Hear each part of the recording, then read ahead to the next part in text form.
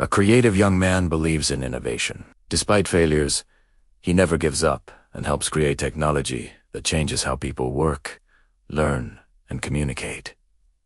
In the sprawling landscape of Silicon Valley, a place synonymous with relentless progress and technological upheaval, one figure stands out, not just for the products he created, but for the philosophy he championed. His name was Steve Jobs, and his story is a testament to the power of a singular vision, an unyielding belief in the elegance of simplicity, and the audacity to think different. Born into a world on the cusp of a digital revolution, Jobs was a complex individual, a blend of artistic sensibility and engineering pragmatism.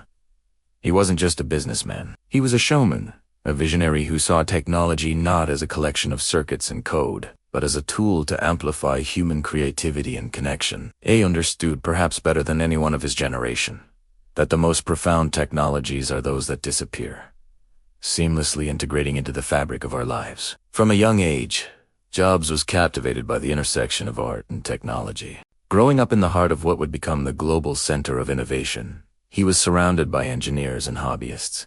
Yet his interests were far more eclectic. He delved into calligraphy, which would later inform his obsession with beautiful typography and font design, a detail others might have dismissed as trivial but which he saw as essential to the user experience. This fusion of disciplines, the marriage of the humanities with the sciences, became the cornerstone of his approach. He didn't just want to build a computer. He wanted to build a beautiful object, a device that felt personal, intuitive, and inspiring. This was a radical departure from the prevailing mindset of the era, where computers were seen as utilitarian, complex machines for corporations and specialists, not for everyday people. His journey, however, was far from a straight line to success. It was a path marked by stunning triumphs and crushing setbacks, each one shaping his resolve and refining his vision. The early days of Apple, founded in a garage with his friend Steve Wozniak, were fueled by youthful exuberance and a shared passion for making technology accessible. The Apple I was a feat of engineering, but it was the Apple II that truly captured the public imagination, bringing the power of personal computing into homes and schools for the first time. Yet, even with this early success, Jobs' relentless drive and uncompromising standards often created friction. His pursuit of perfection was legendary, but it could also be alienating. The development of the Macintosh, a project he poured his heart and soul into, was a prime example. He pushed his team to their limits, demanding a product that was, in his words, insanely great.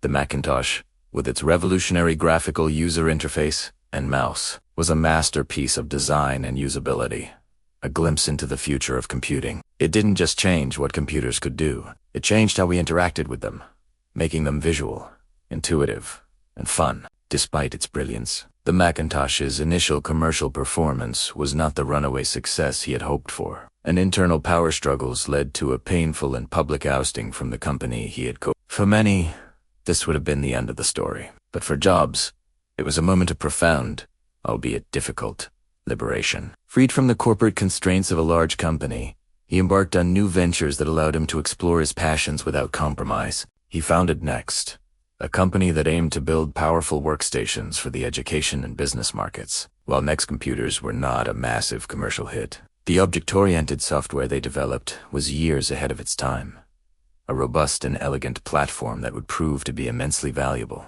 During this same period, he acquired a small computer graphics division from Lucasfilm and transformed it into Pixar Animation Studios. Under his leadership, Pixar revolutionized the animation industry, blending artistry with cutting-edge technology to create a string of critically and commercially successful films, starting with Toy Story. At Pixar, Jobs learned the art of storytelling on a grand scale, an experience that would deeply influence his later work back at Apple. His exile, which he later described as a very bitter pill, turned out to be a blessing in disguise. It forced him to grow, to learn, and to broaden his perspective. When Apple, struggling and on the brink of bankruptcy, acquired Next in 1997, it was not just a business transaction. It was a homecoming. Jobs returned to the company he had started, no longer just a brilliant but volatile young founder, but a seasoned leader with a clearer, more focused vision. His return marked one of the greatest turnarounds in corporate history. He immediately streamlined the company's convoluted product line, famously slashing projects to focus on just a few key areas. He instilled a renewed sense of purpose and a culture of excellence, recentering the entire company around the principle of creating a few extraordinary products. The first major product of this new era was the iMac in 1998. It was a bold, colorful, all-in-one computer that looked like nothing else on the market. It was designed to be simple, to get users onto the internet in just 2 easy steps. The iMac was more than a computer. It was a statement. It announced that Apple was back, and it was once again at the forefront of innovation and design. This was just the beginning of an unprecedented string of successes that would redefine entire industries. He saw the burgeoning world of digital music as a chaotic mess of illegal downloads and clunky devices. His solution was typically holistic. The iPod, a sleek, pocket-sized device that could hold 1,000 songs in your pocket, coupled with the iTunes Store, a legal and easy-to-use online marketplace for music. Together, they transformed the music industry and the way we listen to and purchase music. He then turned his attention to the mobile phone, an industry he felt was dominated by clunky, difficult-to-use devices. He envisioned a device that combined a phone, a widescreen iPod, and a breakthrough internet communicator. The result was the iPhone, unveiled in 2007. It was a revolutionary product that dispensed with the physical keyboard in favor of a multi-touch display, ushering in the era of the smartphone and changing the very nature of communication, photography, and how we access information. Following the iPhone, he introduced the iPad, creating an entirely new category of device between the smartphone and the laptop. Critics were initially skeptical, but Jobs saw a need for a simple, accessible device for browsing the web, reading books, and watching videos. The iPad, like the products before it, was a massive success, further solidifying Apple's position as a leader in consumer technology. Through all these innovations, Jobs' core philosophy remained constant. He believed that technology should serve humanity, not the other way around. He fought for simplicity in a world of complexity, for beauty in a world of utility, and for an experience that was not just functional but magical. His legendary keynote presentations were masterclasses in storytelling, where he didn't just introduce products. He wove narratives, explaining not just what the technology did, but why it mattered. He was a demanding leader, but his passion was infectious, inspiring those around him to achieve things they never thought possible.